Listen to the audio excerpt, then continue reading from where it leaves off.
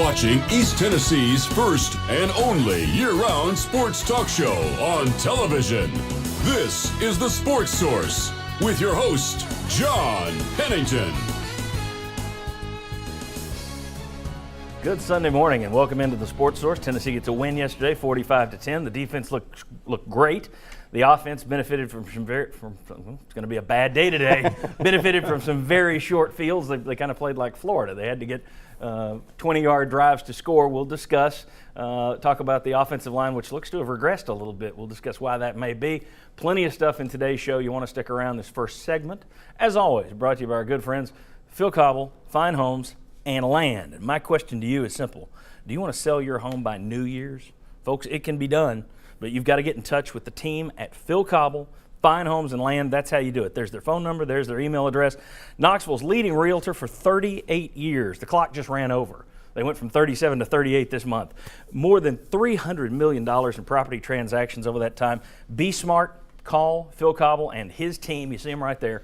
Call Phil and his team this week if you want to move your house. All right. I want to welcome in Bob Hodge, not freelance contributor, Knoxville News Sentinel. We have Will Overstreet, former Vol defensive lineman.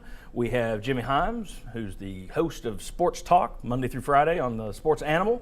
We have Chuck Cavaleras, a Tennessee Golf Central longtime coverer of the Volunteers. All right, let's show you what we've got coming up in today's show before we go any further. Here we go. We're going to talk about the Chattanooga win. Offense bad, defense good. O-line struggles. Do you imagine? I'm just going to leave that on the full screen for the rest of the year.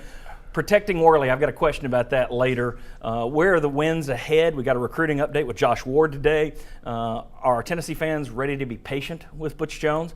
Cavaleras line, Vols versus Ole Miss. So tons of stuff to come up in today's show.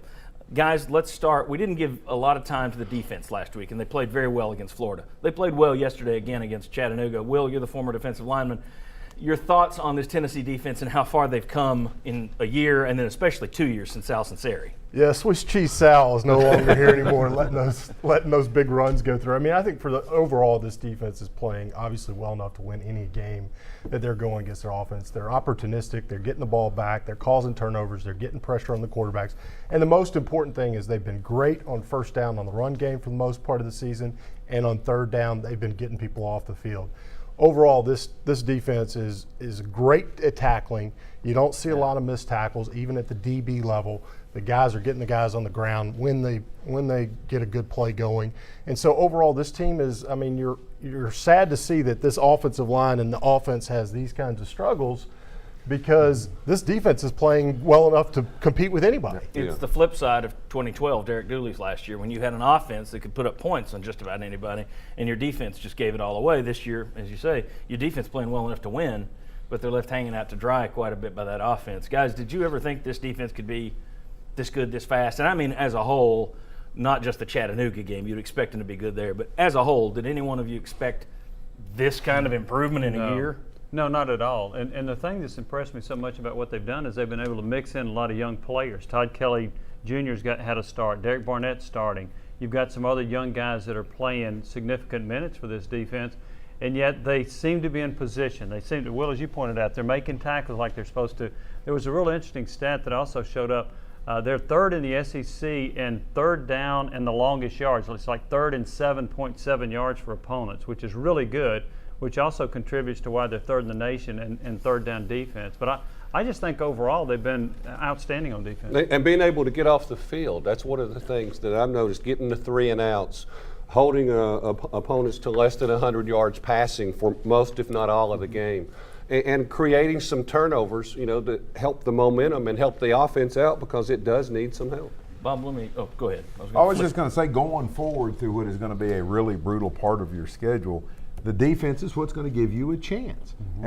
And everybody's going to look at it. You're playing these top 10, top 5, whatever teams, but you will have a chance because your defense is so good. Well, and I think the issue, though, that you're going to run into, especially these next 2 weeks. Now, the last 4, you can put some question marks there, but Ole Miss and Alabama, I just don't know that your offense is going to be able to do anything, and your defense may wind up looking like it's worse than it is because they're having to go out there and go out there and go out there. Well, I've got a great stat on that. We looked at it one time when I was playing for Atlanta. The team that had some of the best defenses had offenses that had most time of possession.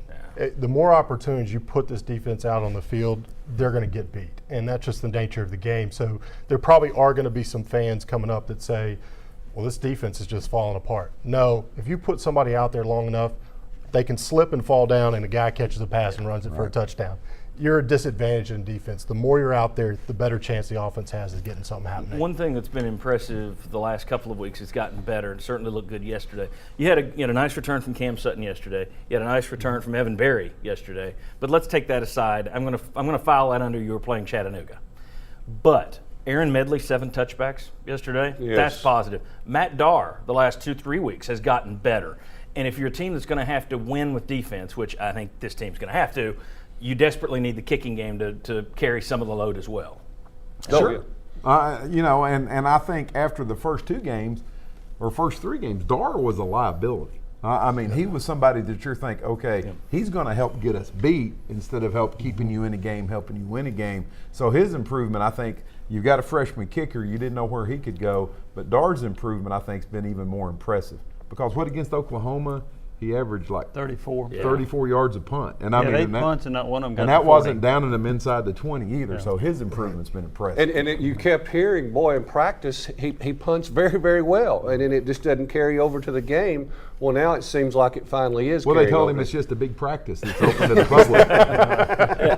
Let's flip it to offense, but we're going to spend a big chunk of the show talking about the offensive line, of course. I want to talk instead in this first segment about Justin Worley. The guy takes a beating every week, and he never complains. He keeps getting up. Yesterday it was more aggressive running the ball. Butch Jones said it was because he heard Jimmy Himes talking about it all week. Doesn't come right. You get a check for that? You get a game check for that? Not yet. Check that. Check that. Well, you look at Worley and what he's done. You put him behind an average offensive line. I really think this team is 5-1 right now, 2-0 in the SEC, and the coaches are geniuses. I think he's good enough to have gotten you to 5-1.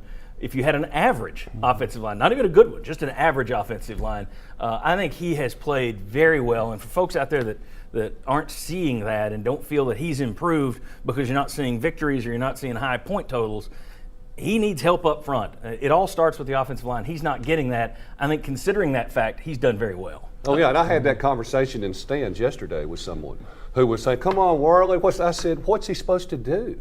You know, he doesn't have time to hardly even get back and set up a lot of times. Well, the color Matt Stinchcomb yesterday said, well, I think sometimes he sees ghosts. And I thought, no, he's seeing stars and little birdies getting knocked to the ground. No, he's seeing his ghost. I mean, here's the thing. Think back to the Super Bowl. Greatest quarterback, top 5, whatever you want to say, Peyton Manning, looked like he was seeing some ghosts against that Seattle pass rush. And that was one game.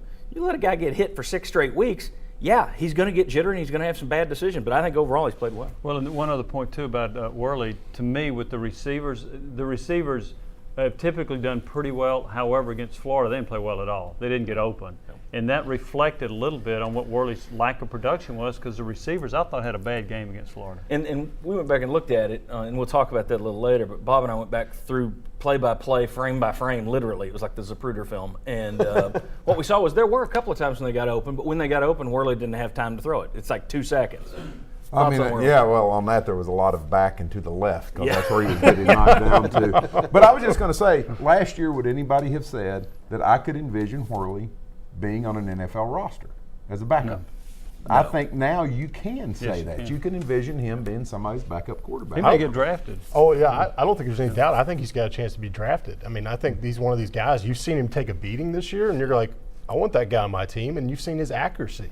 I mean, there's not many guys right now that I've seen that I could compare him to if he has the time, what he can do with the ball compared to what they can do with the ball. And that's what we don't know right now. We don't know how good he could be if he did have the time. There were 6 or 7 times, Bob, in that Florida game where he had a clean pocket, and he was darn accurate when he has a clean pocket. Yeah. And, boy, when it's just a shame that he's not playing behind last year. If you take last year's line and put it in front, they're 5-1, 2-0 in the SEC. I don't have a doubt in my mind. He's played well, and he deserves some credit for not only playing well, but being a good leader on that team when he could be sulking. I think the quarterback before him probably would have been sulking at this point if there's this many hits. All right. Not broken in half. If not broken in half, that's right. All right, when we come back, the offensive line, has it regressed? Why has it regressed? We'll discuss that. Plus, should Tennessee run the white flag up? This is one area. We'll discuss it. Come back and watch Sterling Hinton's head explode. Come on back. Like our set? Turn to Benedict Construction.